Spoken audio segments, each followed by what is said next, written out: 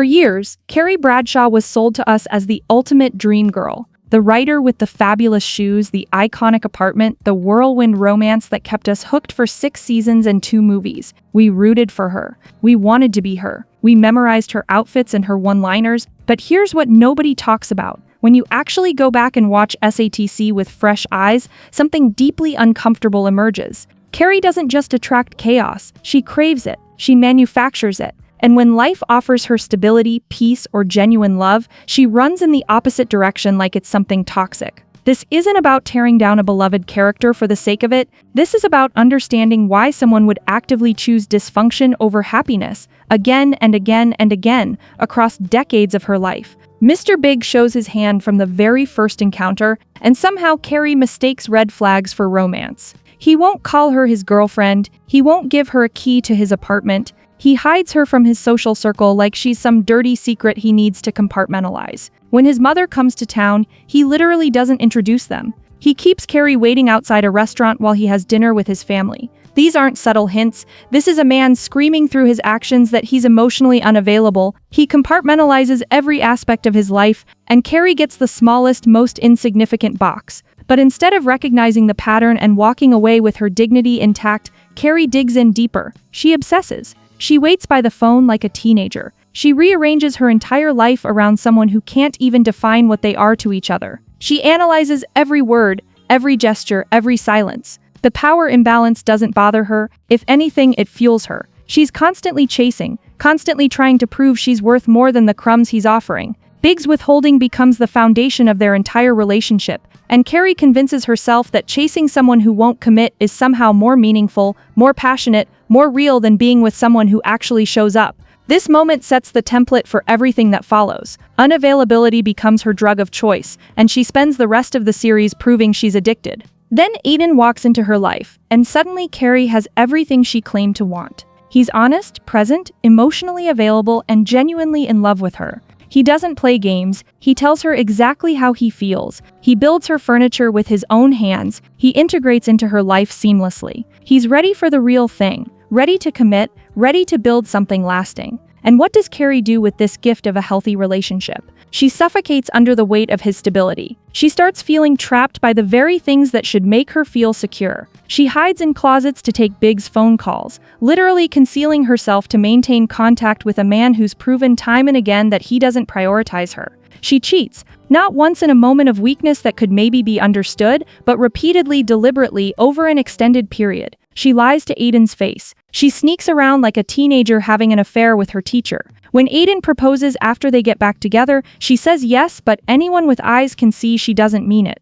Her face during the proposal tells the whole story. She picks fights about moving in together. She complains about his dog. She recoils when he tries to set a wedding date, treating it like he's asking her to sign away her life. The truth becomes painfully clear. Carrie equates boredom with stability and chaos with passion. She's convinced that if a relationship isn't emotionally destroying her, it's not real love. She even admits later, in a rare moment of self-awareness, that she treated Aiden the exact way Big treated her. She became the unavailable one, but somehow she still can't break the cycle. A good man offering real love feels like death to her. Drama feels like life. Torture feels like romance. But the chaos addiction doesn't just destroy her romantic relationships, it bleeds into her friendships in ways that are honestly hard to watch on rewatch. When Miranda throws out her back and literally can't move or take care of herself, Carrie sends Aiden to help instead of showing up herself. Her best friend is immobilized and in pain, and Carrie can't be bothered to actually be there. She uses Miranda as her personal therapist, dumping all her big drama on her at all hours while offering nothing in return.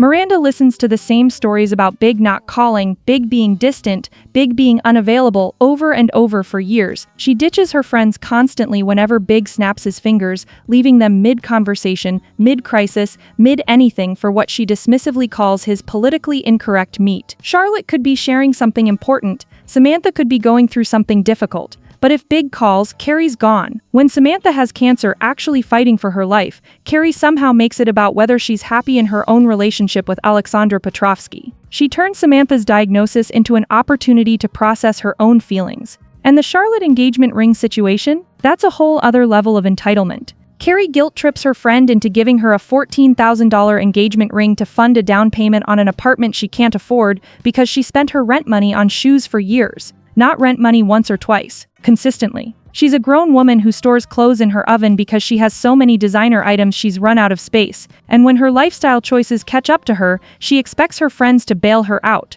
The pattern is crystal clear. Carrie takes endlessly but rarely, if ever, gives back. She's the friend who calls at 3 in the morning to cry about her problems but isn't available when you need her. The affair with Big while she's with Aiden isn't just a mistake or a momentary lapse in judgment. It's a deliberate choice she makes over and over for months. She sneaks around, she lies to everyone in her life, she meets Big in hotel rooms and pretends everything is fine when she comes home to Aiden. She compartmentalizes her own life the way Big always compartmentalized her, and when Natasha catches them in her own home and ends up in the hospital with a broken tooth from falling down the stairs in shock, Carrie has the audacity to track her down for an apology that's really just about clearing her own conscience. She's not apologizing because she genuinely understands the pain she caused. She's apologizing because she can't handle feeling like the bad guy. She wants absolution. She wants Natasha to tell her it's okay, that she understands, that these things happen. She acts genuinely shocked and hurt when Natasha tells her to stay the hell away from her life. Like somehow Carrie expected a woman whose marriage she destroyed to give her a hug and tell her everything's fine. She drags her friends into covering for her,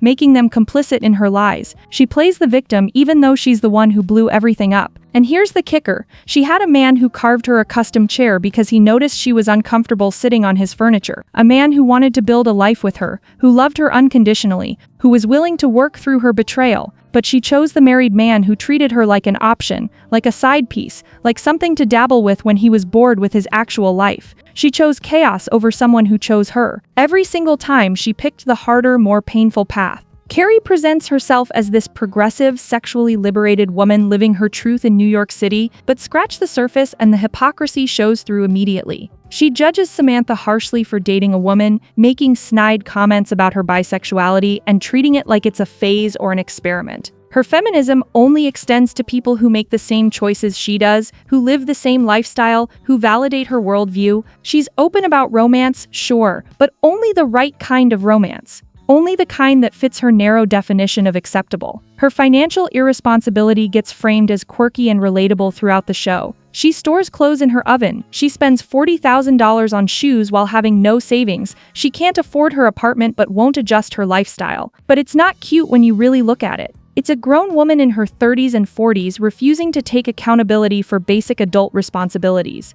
She doesn't have health insurance. She has no retirement plan. She lives beyond her means and then acts surprised when consequences arrive. And across 6 seasons and 2 movies spanning years of her life, she never actually learns. She makes the same mistakes on repeat. She chases the same unavailable men with the same techniques. She creates the same drama using the same patterns. Even Sarah Jessica Parker has admitted in recent interviews that looking back, Carrie's behavior was often deeply problematic and that she wouldn't make some of those choices now. The character doesn't grow or evolve. She just gets older while staying emotionally stunted. And just like that, proved everything we suspected and feared. Big dies suddenly, and Carrie describes herself as untethered, which says absolutely everything about who she is. After decades of life, relationships, friendships, and career success, she never developed an identity outside of dysfunction and chaos. She never learned to be whole on her own. She defined herself entirely through her relationship with a man who was emotionally unavailable for most of their time together. Then Aiden comes back into her life years later, and somehow she finds entirely new ways to mess it up. He's with someone else now, a woman named Kathy, who he has a stable relationship with. But that doesn't stop anything. They start up again, falling into the same patterns, and just when you think maybe, finally, after everything she's been through, she's learned something about herself and what she actually needs, she stays with him primarily out of guilt over the original betrayal decades ago. Not love, not growth, not mutual respect or partnership. Guilt. She's trying to make up for cheating on him 20 years earlier by accepting whatever crumbs he offers now. Everything remains on his terms. He sets the boundaries, he controls the pace, he decides when they see each other and under what circumstances. And she accepts it all because stable, mutual, healthy love still terrifies her 20 years later. The reboot didn't redeem Carrie or show us a woman who'd grown and learned from her past. It exposed that she's exactly who she's always been, just with gray hair and different shoes.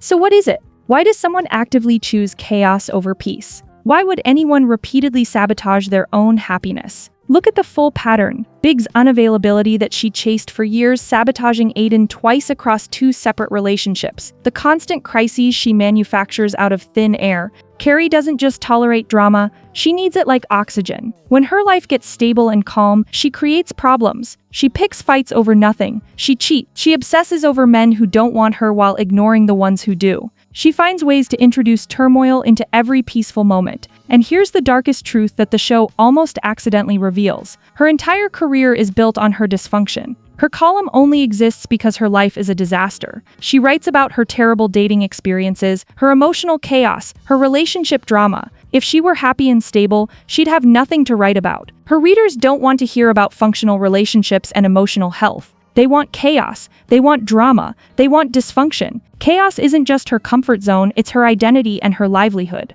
She's terrified of being happy because she has no idea who she is without the storm. Being in love with an unavailable man means she never has to face herself. She can stay in perpetual motion, always chasing, always yearning, always pursuing, never arriving. Because arriving would mean sitting with who she actually is underneath all the chaos. It would mean confronting the reality that she uses dysfunction as a shield against intimacy, against growth, against real connection. As long as she's chasing big or creating drama with Aiden or manufacturing crises, she doesn't have to do the actual work of becoming a whole person. We were sold a love story about a woman in fabulous shoes finding her soulmate in New York City against all odds. We were told this was aspirational, that this was romance, that this was what love looks like when it's real and epic. But the uncomfortable truth is that Carrie Bradshaw is a cautionary tale wrapped in Manolo Blahniks. She mistakes toxicity for passion, drama for depth, and unavailability for mystery. Big isn't her epic love, he's her biggest avoidance mechanism.